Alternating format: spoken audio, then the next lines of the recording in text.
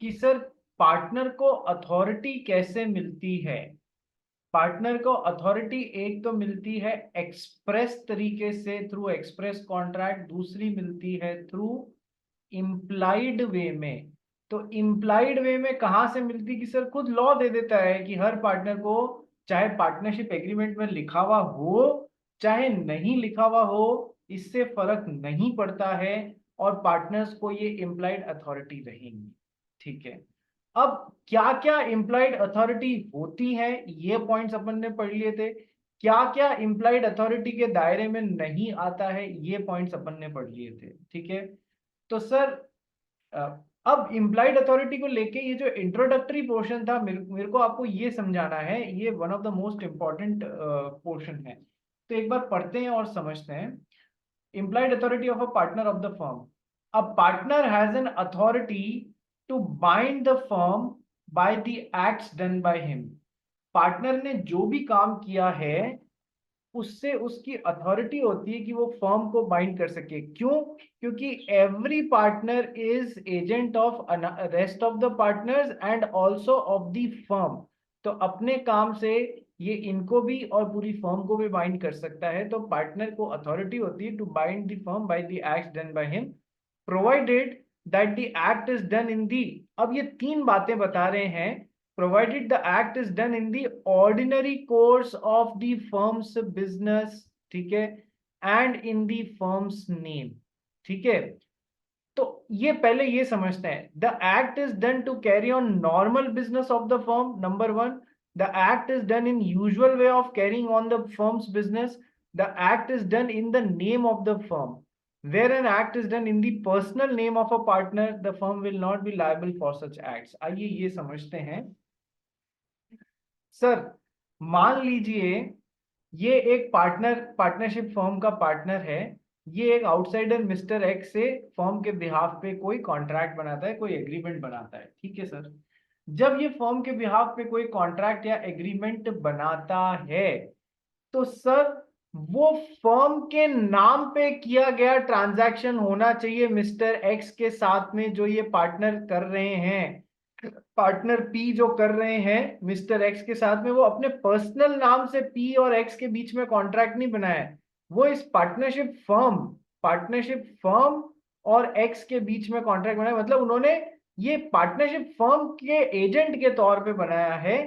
तो फिर ये पार्टनरशिप फर्म को बाइंड करेंगे अपनी इंप्लाइड अथॉरिटी से। सबसे पहली बात तो सबसे जरूरी बात क्या है कि सर वो कॉन्ट्रैक्ट या वो जो भी काम उन्होंने किया है वो फर्म के नाम से किया है, तो उससे फर्म बाइंड, पूरे सारी फर्म और बाकी के पार्टनर्स बाइंड होने लग जाएंगे। यदि पर्सनल नाम से किया है तो नहीं होंगे। आइए इसका एक एग्जाम्पल से समझते हैं अपन कि सर यहां पर फर्म के पार्टनर हैं मिस्टर ए। मिस्टर एक्स के साथ में एक एग्रीमेंट बना के आ गए, मिस्टर ए मिस्टर एक्स के साथ में एक एग्रीमेंट बना के आ गए खुद के नाम से कि मैं आपसे 5,000 यूनिट इस चीज की खरीदूंगा, रॉ मटेरियल की 5,000 यूनिट खरीदूंगा। सर चूंकि इन्होंने ये ट्रांजैक्शन खुद के नाम से कर लिया और कल को फर्म को बोले कि सर मैंने तो खुद के नाम से कर लिया है, अब पैसे भी मेरी जेब से लग गए हैं तो चलिए लाइए। अरे नहीं, फर्म मना कर सकती है कि आपने पर्सनल खुद के नाम से किया है। फर्म के नाम से किया होता है यदि ये काम, तो 100% फर्म को इन्हें इंडेमनिफाई करना पड़ता है। जो भी खर्चा इन्होंने अपनी जेब से किया है उसके लिए फर्म लायबल होती है इनको इंडेमनिफाई करने के लिए, क्योंकि इन्होंने खर्चा फर्म के नाम से किया होता। यदि पर्सनल नाम से कॉन्ट्रैक्ट बनाया है मिस्टर एक्स के साथ में तो फर्म कल को मना कर दे, इनके हाथ में कुछ नहीं रहेगा। तो सबसे पहली बात क्या, पार्टनर आउटसाइडर के साथ में जो भी काम कर रहा है फर्म के नाम पे करना है। The act is done in the name of the firm, that is important. Where an act is done in the personal name of the partner, the firm will not be liable for such acts. क्या ये third point समझ में आया? बोलो yes और no. क्या ये third point समझ में आया? Yes, it is easy. दर्शित, कविश, सुहान, सबको समझ में आया रे? Yes sir. सेकेंड पॉइंट जो जरूरी है, the act is done to carry on the normal business of the firm and the act is done in usual way of carrying on the firm's business. Firm जिस तरीके से usually अपना काम करती है उसी तरीके से वो काम किया गया है। ठीक है, usual way of carrying of the business of the firm, and जिस तरीके से वो काम जो किया गया है, it is done to carry on the normal business of the firm. Firm को कोई रॉ मटेरियल की जरूरत है नॉर्मली, हाँ बिजनेस में ये सब चलता रहता है। फर्म को सीमेंट की जरूरत है किस चीज के लिए, अपनी बिल्डिंग बनाने के लिए, हाँ तो फर्म के बिजनेस के लिए किया गया है। ठीक है, फर्म के कोई बिजनेस इशू को लेके काम किया गया है, उसी से फर्म बाइंड होगी, फर्म के नाम पे किया गया है उसी से फर्म बाइंड होगी। और जिस तरीके से ऑर्डिनरी तरीके से वो काम किया जाता है, यूजुअल तरीके से वो काम किया जाता है, उस तरीके से किया गया है तो ही फर्म बाइंड होगी। कि सर एक बार एग्जांपल से समझाओ, तो आइए सर समझते हैं। सर ये पार्टनरशिप फर्म है, इस पार्टनरशिप फर्म को अपने काम धंधे के लिए स्टेशनरी की जरूरत पड़ती है। स्टेशनरी आइटम्स होते हैं ना, pens, registers, copies, papers, printing papers, reams, इन सब की जरूरत पड़ती है। तो इस पार्टनरशिप फर्म के पार्टनर क्या करते हैं, सर ये क्या ये स्टेशन ये क्या करते थे, एक स्टेशनरी की शॉप वाले थे, उससे स्टेशनरी ऑर्डर कर लिया करते थे। तो सर क्या ये फर्म के नाम पे ऑर्डर किया गया है, हाँ सर। तो ये स्टेशनरी वाला यहाँ पर सामान पहुंचा देता था, और 2-4 दिन बाद में जब बिल देता था तो उसका पेमेंट कर दिया जाता था, ये यूजुअल प्रोसेस था। ठीक है सर। सर ये जब यूजुअल वे फर्म के नाम पे किया गया है, पहली रिक्वायरमेंट, हाँ सर फर्म के नाम पे ये ऑर्डर प्लेस किया गया है स्टेशनरी का। सेकंड, सर फर्म के बिजनेस यूज के लिए है, हाँ सर फर्म के बिजनेस के लिए, normal business of the firm को कैरी ऑन करने के लिए है स्टेशनरी की रिक्वायरमेंट। सर तीसरा, कि सर जिस तरीके से फर्म यूजुअली काम करती है उसी तरीके से यूजुअल वे में वो काम किया गया है, ये ऑर्डर देके और ये स्टेशनरी मंगाई गई है, कॉन्ट्रैक्ट बनाया गया है स्टेशनरी का। यस सर, इनका फर्म के बिहाफ पे कोई भी पार्टनर ऑर्डर दे देता है और ये यहाँ पर स्टेशनरी पहुंचा देते हैं। ठीक है सर। अब देखो, यदि ये स्टेशनरी इसने अपने पर्सनल नाम से ऑर्डर की होती तो क्या ये फर्म को बाइंड कर सकता था कि इसके लिए पैसे दो? नहीं सर, अपने पर्सनल नाम से किया होता, फर्म के नाम से नहीं, तो फर्म को बाइंड नहीं कर सकते थे। सेकंड पॉइंट, सर अब देखो ये 2 पॉइंट भी मैंने आपको समझा दिए, इस पे एक एग्जाम का क्वेश्चन है जो कराता हूं जिससे आपको क्लैरिटी मिलेगी। सर ये फर्म है, ये पार्टनरशिप फर्म के एक पार्टनर हैं, इन्होंने यहाँ पर एक स्टेशनरी शॉप वाले को, ये बाकायदा ये एग्जाम का क्वेश्चन है स्टेशनरी वाला, स्टेशनरी शॉप वाले को ऑर्डर दिया कि हमको 100 पेन्स भिजवाइए, ये इतने रिम्स पेपर भिजवाइए, इतने रजिस्टर्स भिजवाइए, इतने हाइलाइटर्स भिजवाइए, इतनी ये कॉपीज भिजवाइए। उसने पूरी एक लिस्ट पकड़ा दी, इतनी पंचिंग मशीन्स पकड़ाइए, इतने स्टेपलर्स पकड़ाइए, तो ये पूरी भिजवा दी। ठीक है सर। बाद में पता पड़ा इसने स्टेशनरी वाले ने भी इनको ये सप्लाई कर दी। ठीक है, ऑर्डर किसके नाम से दिया गया था? फर्म के नाम से दिया गया था। Okay sir. ठीक है, इस बंदे ने क्या किया, जो फर्म का पार्टनर था ना, उसमें से 50% स्टेशनरी तो फर्म में रखी और 50% खुद के घर ले गया। 50% स्टेशनरी खुद के घर ले गया। Okay sir. 4-5 दिन बाद ये स्टेशनरी वाला यहाँ पर बिल लेके पहुंचा तो इन लोग के कान खड़े हुए कि हमने इतनी स्टेशनरी तो मंगाई ही नहीं थी, ये इतनी सारी कहाँ से, सब इतनी का बिल कैसे बना दिया? कि सर बाकायदा आपके पार्टनर ने बोला था, फर्म को नाम पे हमको ऑर्डर दिया था, नंबर वन, जिस तरीके से फर्म यूजुअल फर्म के बिजनेस के लिए दिया गया था, इसीलिए तो हमने फर्म को सप्लाई किया, और जिस तरीके से यूजुअल वे में फर्म काम करती है उसी तरीके से दिया गया था, फर्म के पार्टनर ने दिया, हमने उसको पूरा किया, बात खत्म। तो सर तीनों रिक्वायरमेंट्स पूरी हो रही है, तो अब ये फर्म स्टेशनरी वाले को इस 100% स्टेशनरी का पैसा पे करने के लिए बाइंड होगी क्या? तो क्वेश्चन का आंसर होगा yes, it is an implied authority of a partner. Keyword क्या आना चाहिए? 4 चीजें आनी चाहिए। It is an implied authority of a partner to bind the partnership firm with the outsiders for acts which are done on name of the firm, for the business of the firm, and which have been done in usual way of carrying the business of the firm। उस तरीके से किए तो उससे पूरी firm बाइंड होगी। और चाहे स्टेशनरी फर्म में पूरी पहुंची है या बिल्कुल भी नहीं पहुंची है, इससे स्टेशनरी वाले को कोई मतलब नहीं है, ये तीनों रिक्वायरमेंट पूरी हुई है तो फर्म के नाम पे किए गए काम से फर्म बाइंड होगी, इस स्टेशनरी का पैसा यहाँ पर देने को 100% बाइंड होगी स्टेशनरी वाले को। क्या ये आंसर समझ में आया? यस। पहले ये बताओ, स्टेशनरी वाले के कंटेक्स्ट में आंसर समझ में आया कि उसके साथ में क्या होगा? बोलो यस और नो। बोलो ये सुनो, समझ में आ गया भाई सबको? श्रुति, दर्शित, यस सर। ठीक है। कनव, सुहान, जश शाह, यस सर। समझ में आ रहा है या नहीं? ऋषि,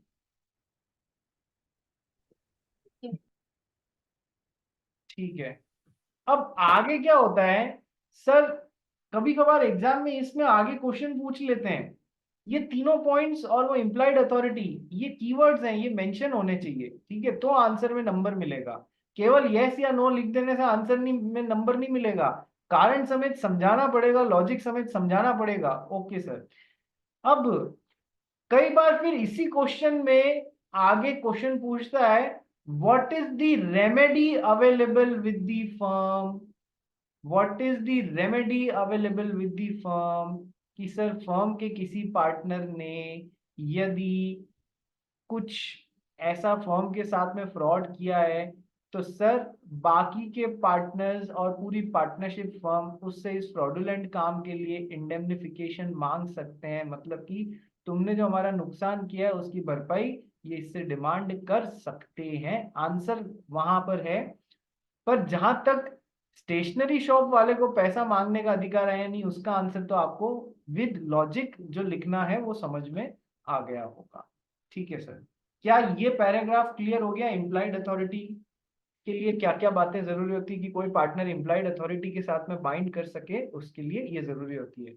this authority is the implied authority, thus the firm will be binded by the acts of a partner done within his implied authority provided, ये तीन चीजों का उसने ध्यान रखा है।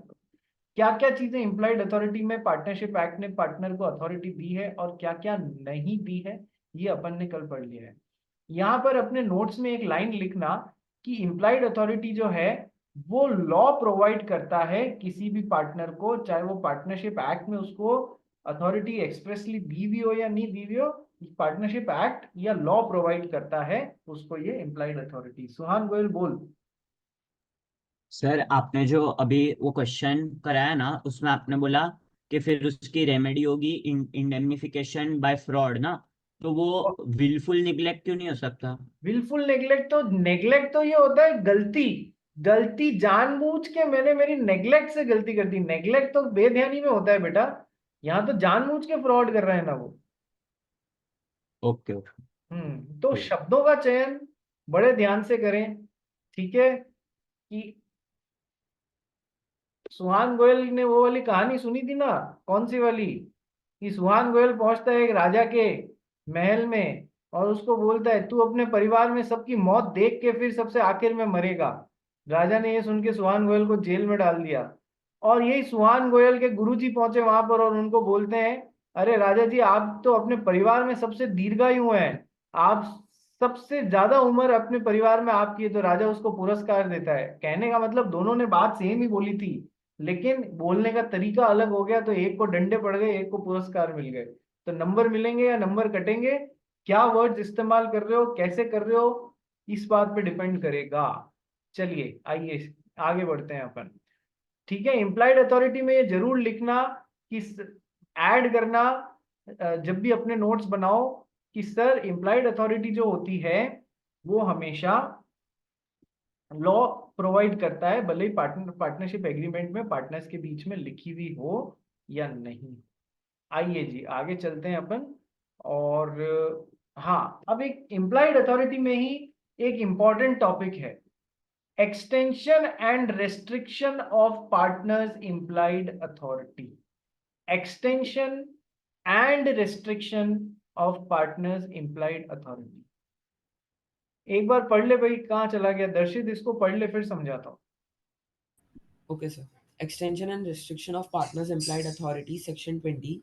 The partners, by contract between them, with consent of all of the partners, can extend or restrict the authority of any partner. In spite of such restriction, if a partner does on the firm's behalf any act which falls within the implied authority, the firm will be bound unless person known about such restriction. Thus, third party is not affected by a secret limitation of a partner's implied authority unless he has actual notice of it. बहुत अच्छा point है, exam में आने लायक point है, ये question है sir, extension and restriction of partners implied authority. देखो, अपन ने कल पढ़ा था हर पार्टनर की इम्प्लाइड अथॉरिटी है कि वो फर्म के बिहाफ पे, फर्म जिन भी माल में डील करती है, फर्म जिन भी गुड्स में डील करती है, वो फर्म के बिहाफ पे वो बाय कर सकता है और सेल कर सकता है। यस, हर पार्टनर के पास में, हर एक्टिव पार्टनर के पास में अथॉरिटी होती है ना। हाँ सर, फर्म जिस भी चीज में डील करती है उससे रिलेटेड गुड्स वो खरीद सकता है और बेच सकता है, उससे फर्म बाइंड होने लग जाएगी, प्रोवाइडेड ये 3 पॉइंट्स पूरे हो जाएं जो ऊपर मैंने आपको पढ़ाए थे ना। ये 3 पॉइंट्स, इनका ध्यान रखा गया है। तो नंबर 1। अब सर एक एग्जाम्पल के थ्रू समझते हैं कि सर ये पॉइंट क्या कहना चाह रहा है। सर हर पार्टनर की इंप्लाइड अथॉरिटी है। मान लो इस पार्टनरशिप फर्म में 4 पार्टनर्स हैं, तो सर हर पार्टनर की इंप्लाइड अथॉरिटी है, इसकी भी, इसकी भी, इसकी भी, इसकी भी। ये फर्म के बिहाफ पे जो भी माल खरीदा बेचा जा रहा है वो बाय भी कर सकता है और सेल भी कर सकता है। सबको एक एक जने को अथॉरिटी है कि वो फर्म के बिहाफ पे माल बाय कर सकता है। अब इस पार्टनरशिप फर्म ने क्या किया, समझना, उसने पार्टनरशिप एग्रीमेंट बनाया। पार्टनरशिप एग्रीमेंट में उसने ऐसा लिख दिया, पार्टनर नंबर 1 केवल केवल ओनली परचेज देखेगा रॉ मटेरियल का फर्म के बिहाफ पे, और कोई काम नहीं करेगा। यानी कि पार्टनर की इंप्लाइड अथॉरिटी को रेस्ट्रिक्ट कर दिया या नहीं कर दिया भाया? कैसे कि सर पार्टनर हर काम कर सकता है जो फर्म के बिजनेस के लिए जरूरी होता है। वो फर्म के लिए बाय कर सकता है, वो फर्म के लिए सेल कर सकता है, वो फर्म के लिए मार्केटिंग कर सकता है, वो फर्म के लिए XYZ काम जो भी उस फर्म के बिजनेस के लिए जरूरी है वो सब कर सकता है। ये पार्टनर की इंप्लाइड अथॉरिटी होती है। ओके सर, लेकिन हमने तो उसकी अथॉरिटी कहां पर रेस्ट्रिक्ट कर दी? इंप्लाइड अथॉरिटी को रेस्ट्रिक्ट कर दिया कि तू केवल परचेज करेगा, पार्टनर नंबर 1। पार्टनर नंबर 2 को बोला तू केवल सेल्स करेगा, परचेज वर्चेज के चक्कर में नहीं पड़ेगा। इसकी भी इंप्लाइड अथॉरिटी रेस्ट्रिक्ट कर दी हमने। हर पार्टनर खरीद बेच दोनों सकता है, इसकी भी इंप्लाइड अथॉरिटी रेस्ट्रिक्ट कर दी, इसकी भी कर दी। पार्टनर नंबर 3 को बोला न तो तू परचेज करेगा न तू सेल करेगा, तू केवल फर्म के लिए मार्केटिंग करेगा, इसकी भी इंप्लाइड अथॉरिटी रेस्ट्रिक्ट कर दी।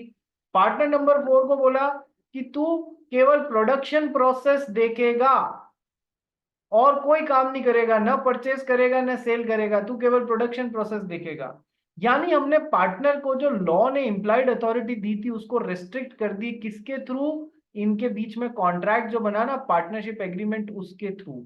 अभी तक जो बोला वो समझ में आया? बोलो यस और नो कि हाँ सर, पार्टनरशिप एग्रीमेंट में उन्होंने अपनी अपनी ड्यूटीज बांट ली। मैं केवल परचेस करूंगा, मैं केवल सेल्स करूंगा, मैं केवल मार्केटिंग करूंगा, मैं केवल प्रोडक्शन करूंगा, और कोई काम नहीं करेंगे। यानी कि इंप्लाइड अथॉरिटी जो पार्टनरशिप एक्ट ने दी थी कि हर पार्टनर हर काम कर सकता है, वो इनकी इंप्लाइड अथॉरिटी को क्या किया? रेस्ट्रिक्ट कर दिया। अब एग्जाम में क्वेश्चन आता है भैया, क्या क्वेश्चन आता है? पार्टनर नंबर 2 जो है, जो केवल सेल्स के लिए ऑथराइज किया गया जिसको पार्टनरशिप एग्रीमेंट में, वो क्या करता है? एक दिन आउटसाइडर के साथ में कॉन्ट्रैक्ट बना लेता है for purchase of raw material. ओ हो, वो क्या करता है? फर्म के साथ में परचेज ऑफ रॉ मटेरियल के लिए वो एग्रीमेंट बना लेता है। सर उसने अपनी इंप्लाइड अथॉरिटी, इसकी जो अथॉरिटी थी जो रेस्ट्रिक्ट करी गई थी, सर उसको नहीं मानते हुए वो काम कर लिया। Yes sir. तो सर अब क्या इस ट्रांजैक्शन से पार्टनरशिप फर्म पूरी की पूरी बाइंड होने लगेगी? क्या क्वेश्चन ये आता है। पार्टनर की इंप्लाइड अथॉरिटी को अपन ने रेस्ट्रिक्ट कर दिया, दबा दिया कि नहीं तेरी अथॉरिटी हम ले रहे हैं, तू केवल परचेज देखेगा, सेल्स नहीं करेगा। मतलब इंप्लाइड अथॉरिटी कम कर दी जो कानून ने दी थी। कर सकते हो क्या? हाँ कर सकते हैं, पार्टनरशिप एग्रीमेंट से कर सकते हैं। लेकिन सर अब उस बंदे ने उस दायरे के बाहर जाके काम कर लिया, इंप्लाइड अथॉरिटी जो रेस्ट्रिक्ट की थी उसको माना नहीं, उसके बाहर जाके काम कर लिया थर्ड पार्टी के साथ में। जो बंदा सेल्स के लिए रिस्पॉन्सिबल था उसने परचेज का एग्रीमेंट बना लिया मिस्टर एक्स के साथ में, फर्म के बिहाफ पे, फर्म के नाम पे। ओके सर, तो क्या क्वेश्चन एग्जाम में आता है, क्या इस ट्रांजैक्शन से जो मिस्टर 2 और मिस्टर एक्स के बीच में हुआ है फर्म के लिए, उससे पूरी फर्म बाइंड होगी क्या? सर आंसर ये होगा, समझना, आउटसाइडर को या तो पता हो कि फर्म के पार्टनर्स की इम्प्लॉयड अथॉरिटी को पार्टनरशिप एग्रीमेंट के थ्रू रेस्ट्रिक्ट किया हुआ है, या तो इसकी नॉलेज में हो, ठीक है, या तो इसकी नॉलेज में होना चाहिए कि पार्टनर्स की इंप्लॉयड अथॉरिटी को रेस्ट्रिक्ट किया गया है। यदि अब नॉर्मल आउटसाइडर तो ये मान के चलेगा ना कि सर इंडियन पार्टनरशिप एक्ट ने पार्टनर्स को इंप्लॉयड, हर पार्टनर को इंप्लॉयड अथॉरिटी दी है कि वो फर्म के बिहाफ पे परचेज भी कर सकता है, सेल भी कर सकता है। Yes sir. और इस बेचारे को इनके बीच में जो ये एग्रीमेंट है उसका ध्यान ही नहीं है, तो इसको क्या सपना आएगा क्या कि पार्टनर्स की इंप्लॉयड अथॉरिटी खरीदने की रेस्ट्रिक्ट करी हुई है? नहीं सर, इसको सपना तो नहीं आएगा। तो ये तो वही मान के चलेगा कि पार्टनरशिप एक्ट ने अलाउ किया हुआ है, एम्प्लॉयड अथॉरिटी दी हुई है, हर पार्टनर परचेज कर सकता है, तो इसने बेच दिया फर्म के नाम पे माल यहाँ पर। तो सर या तो मिस्टर एक्स को पता हो कि एम्प्लॉयड अथॉरिटी रेस्ट्रिक्ट करी गई है, पता नहीं है तो फिर इस ट्रांजैक्शन से पार्टनरशिप फर्म बाइंड होने लग जाएगी। पता नहीं है तो इस ट्रांजैक्शन से पार्टनरशिप फर्म बाइंड होने लग जाएगी। पता होने के बावजूद बना लिया ऐसा एग्रीमेंट तो फिर उससे पार्टनरशिप फर्म बाइंड नहीं होगी। ये लॉजिक बहुत इंपॉर्टेंट है कि हमने पार्टनर्स ने आपस में अपनी इंप्लाइड अथॉरिटी को एक्सटेंड कर दिया या रेस्ट्रिक्ट कर दिया। देखो एक्सटेंड कर दिया कोई प्रॉब्लम नहीं है, फिर तो वो काम कर पाएंगे। रेस्ट्रिक्ट कर दिया में सारी प्रॉब्लम आती है कि वो अलाउड था, खुद कानून ने उनको अथॉरिटी दी थी कि तुम ये काम कर सकते हो, पार्टनरशिप एग्रीमेंट में लिखा हुआ हो चाहे नहीं लिखा हुआ हो, पर आपने पार्टनरशिप एग्रीमेंट में उस अथॉरिटी को दबा दिया, रेस्ट्रिक्ट कर दिया कि नहीं तुम परचेज ही करोगे, नहीं तुम सेल्स ही करोगे। तो और फिर भी वो अपोजिट जो इम्प्लाइड अथॉरिटी है वो उस हिसाब से जाके बना लेता है, उसके दायरे के बाहर जाके बना लेता है, परचेज वाला सेल का बना लेता है, ठीक है, तो क्या उससे पार्टनरशिप फर्म बाइंड होगी? सर आंसर है या तो आउटसाइडर को ऐसे रेस्ट्रिक्शन के बारे में पता हो, नहीं पता है तो ऐसे ट्रांजैक्शन से, चूंकि बाहर वाले को तो यही लगेगा कि इम्प्लाइड अथॉरिटी है भाई हर पार्टनर की, तो उससे पार्टनरशिप फर्म बाइंड होने लग जाएगी। ये लॉजिक समझ में आया? Unless person knows about such restriction, या तो बाहर वाले को पता है, otherwise third party is not affected by a secret limitation of partners implied authority या restriction of partners implied authority unless he has actual notice of it. Firm बाइंड होगी उस ट्रांजैक्शन से और फर्म को उसका पैसा देना पड़ेगा मिस्टर एक्स को। सुहान गोयल, कनव, श्रुति खरतड़े, कविश, समझ में आ गया इतनी देर से जो मैं तुमको समझाने की चेष्टा कर रहा हूँ? कनव, ऋचा, ऋषा, इस पे एग्जाम में क्वेश्चन आ सकता है। एंसल फर्नांडिस, यस तो दिमाग में घुसा या हो गया कैंसल फर्नांडिस? सर मुझे एक डाउट है। तो मैं पूछ रहा हूं तभी सर तो डाउट आ रहा है। नहीं सर, अजीब सा डाउट है। मतलब मेरे को लगता है कि मैं गलत पूछ रहा हूँ। मतलब वो पार्ट जो दूसरा होगा, जो एक्स होगा बाहर वाला, उसको हाँ पता कैसे चलेगा? लाइक अगर पार्टनरशिप रजिस्टर्ड है तो हाँ, वो जो पार्टनरशिप एग्रीमेंट होगा उनका, वो पब्लिक डॉक्यूमेंट होगा देखो ये बहुत अच्छा क्वेश्चन या? पूछा है इसने। मुझे एंसल से इतने अच्छे क्वेश्चन की एक्सपेक्टेशन नहीं थी, आज तो इसने सिक्सर मार दिया। देखो क्या होता है, सर, रजिस्टर्ड डॉक्यूमेंट जो भी होते हैं ना बेटा, इफ रजिस्टर्ड डॉक्यूमेंट है तो it is definitely a public document. But क्या पार्टनरशिप को रजिस्टर कराना जरूरी है? मुझे ये बता एंसल। नहीं, ठीक है, नहीं रजिस्टर्ड है तो फिर तो पब्लिक डॉक्यूमेंट है तो फिर बाहर वाले को पढ़ के आना चाहिए। लेकिन मोस्ट ऑफ द पार्टनरशिप्स बिना रजिस्ट्रेशन के ही बन जाती हैं बेटा, लोग पेन लेते ही नहीं है रजिस्ट्रेशन का। इसलिए तुम्हारे एग्जाम में ऐसा क्वेश्चन नहीं आने वाला है, तूने एक लेवल ऊपर का सोच लिया, आए तो तेरे को क्या लिखना है वो मैंने तेरे को कंफर्म किया, पर ऐसा क्वेश्चन आएगा नहीं कि रजिस्टर्ड के हिसाब से बाहर वाले को पता होगा या नहीं होगा, ऐसा एग्जाम में आना नहीं चाहिए। As far as sir. Partnership act is concern, companies में जरूर आ सकता है रजिस्टर्ड नॉन रजिस्टर्ड वाला फंडा, ठीक है। अपन यही मान के चलते हैं कि सर ये सीक्रेट लिमिटेशन है, मैंने तुम्हारे नोट्स में वर्ड क्या यूज लिया है, सीक्रेटली लिमिट कर दी पार्टनर की इंप्लाइड अथॉरिटी। सीक्रेटली कब होगी? जब वो नॉन रजिस्टर्ड फर्म होगी तभी तो सीक्रेट रहेगा। यदि वो रजिस्टर्ड फर्म है तो वो पब्लिक डॉक्यूमेंट बन जाएगा ना, फिर तो सीक्रेट कहां से रहेगा? समझ में आई बात?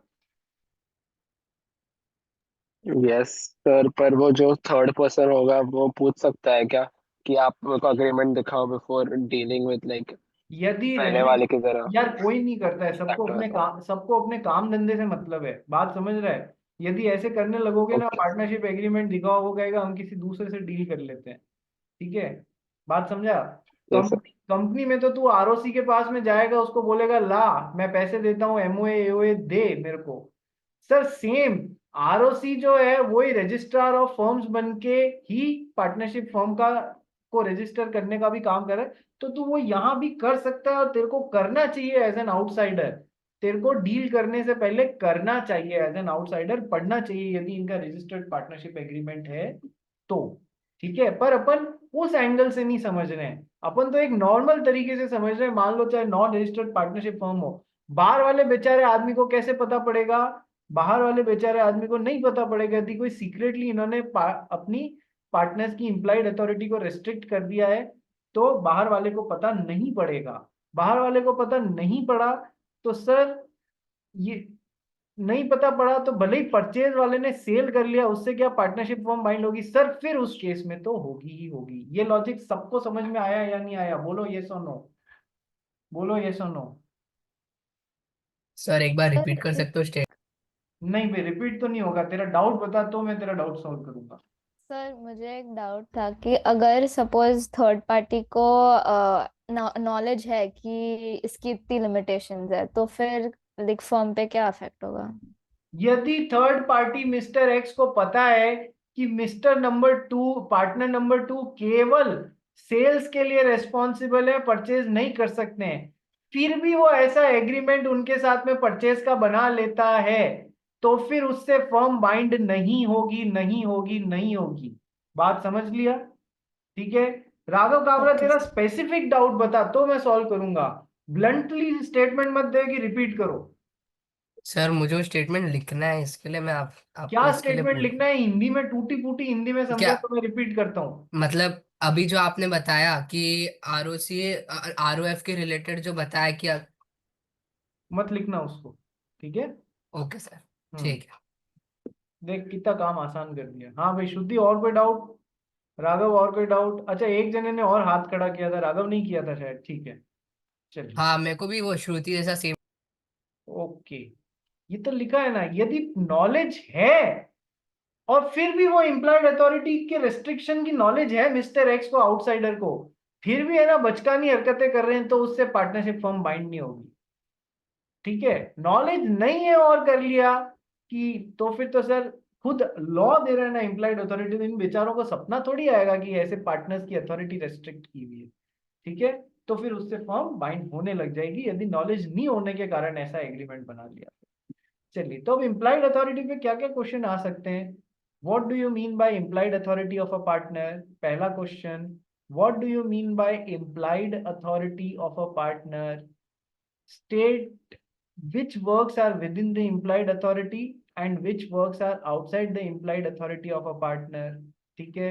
तीसरा, implied authority के लिए जरूरी बात क्या क्या है कि सर implied authority से bind कर सकता है प्रोवाइडेड वो पार्टनरशिप के फर्म के नाम से की हुई हो, सर यूजुअल वे में की हुई हो, और सर फर्म के बिजनेस के लिए की हुई हो, तो उससे बाइंड होता है। सर चौथी बात, सर पार्टनर की इंप्लाइड अथॉरिटी को एक्सटेंड कर दिया है या रेस्ट्रिक्ट कर दिया है तो कैसे चीजें काम करेंगी, ये भी अपन ने समझ लिया। रेस्ट्रिक्ट वाला समझ लिया, एक्सटेंड कर दिया फिर तो कोई दिक्कत ही नहीं है। पार्टनर की कोई इंप्लाइड अथॉरिटी नहीं है मान लीजिए, अपन ने कल पढ़ा था ना, ये सब इंप्लाइड अथॉरिटी में नहीं आते हैं, लेकिन पार्टनर को बोला चलो तुमको हम अथॉरिटी देते हैं, तो सर एक्सटेंड कर दिया, कैसे करोगे? सर एक्सप्रेसली करोगे ना, एक्सप्रेसली उसकी आपने अथॉरिटी दे दी कि तुम ये भी काम कर सकते हो, फिर तो कोई दिक्कत ही नहीं है। यदि आपने उनकी इंप्लॉयड अथॉरिटी को एक्सटेंड कर दिया फिर तो कोई दिक्कत ही नहीं है, फिर तो वो उस काम को करने के लिए एलिजिबल हो जाते हैं। सारी प्रॉब्लम कहाँ आती है? रेस्ट्रिक्ट करने में, इंप्लॉयड अथॉरिटी को रेस्ट्रिक्ट करने में सारी प्रॉब्लम आ जाती है। ठीक है, चलिए, तो इस पे प्रैक्टिकल क्वेश्चंस भी आते हैं, जैसा कि मैंने वो आपको मतलब इस सब पढ़ाने के दौरान बताया ना। इम्प्लाइड अथॉरिटी है फर्म की स्टेशनरी ऑर्डर करने की, वो फर्म के बिजनेस के लिए जो चीजें चाहिए वो ऑर्डर कर सकता है। तो सर ये ध्यान रखना कि पार्टनर की इम्प्लाइड अथॉरिटी नहीं है, कोई डिस्प्यूट चल रहा है उसको आर्बिट्रेशन में देने का, कोई सूट किसी के खिलाफ फर्म ने फाइल किया हुआ है उसको विड्रॉ करने का, कोई सूट फर्म के खिलाफ है उसमें कोई लाइबिलिटी एडमिट करने का। ठीक है, ये ध्यान रखना, इनके लिए इम्प्लाइड अथॉरिटी नहीं हो सकती है। यदि यहाँ इनमें से किसी पॉइंट में फंसाने की कोशिश करें तो न फंसना, दोनों ही याद रखने हैं क्या क्या इम्प्लाइड अथॉरिटी है क्या क्या नहीं है। ठीक है जी, चलिए आइए आगे बढ़ते हैं अपन।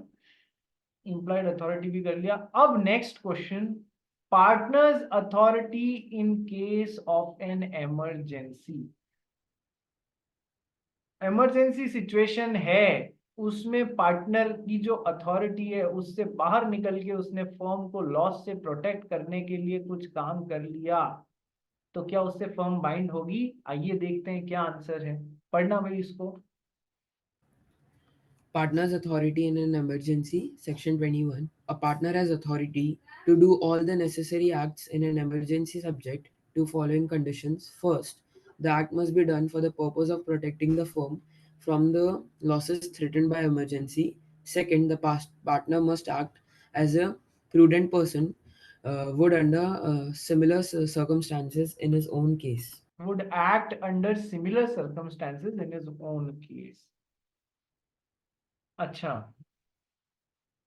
अरे दर्शित अग्रवाल तेरा माइक को बीच बीच में क्या हो जाता है भाई, कभी चलता है कभी बंद हो जाता है। अरे सर कल है ना वो परमिशन लेनी पड़ती है ना माइक चालू करने की, सो वो डिसेबल हो गई थी बीच में, तो मेरे को मीटिंग के बाद पता चला कि ये इशू है। चलिए, तो अपने को करना है partners authority in an emergency, कि सर पार्टनर के पास में अथॉरिटी है कोई काम करने की। सर इमरजेंसी सिचुएशन में मैंने आपको बताया था ना कि यार इमरजेंसी सिचुएशन में अपन ने वो एक एग्जांपल लिया था ना, आइसक्रीम के ट्रक वाला, अरे उसका रेफ्रिजरेशन सिस्टम खराब हो गया। तो सर इमरजेंसी सिचुएशन में थोड़ा सा ज्यादा काम पार्टनर ने अपनी अथॉरिटी से बाहर जाके कर लिया, प्रोवाइडेड पर्पस क्या है उस वो जो भी काम करता है इमरजेंसी में, partner has authority to do all the necessary acts in an emergency situation.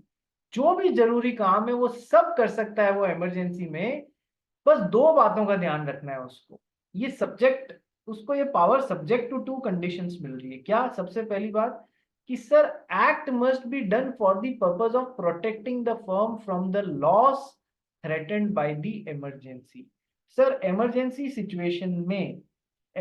Situation में फर्म को लॉस नहीं हो, फर्म को लॉस से बचाने के लिए वो काम कर रहा है, लॉस कम करने के लिए काम कर रहा है, जितना पॉसिबल हो उतना लॉस से बचने के लिए उसने वो काम किया है। और सेकंड, वो उसी तरीके से काम कर रहा है जिस तरीके से एक सच्चा आदमी, एक प्रूडेंट पर्सन सिमिलर सर्कमस्टेंसेस में अपने खुद के केस में काम करता, एक्ट करता।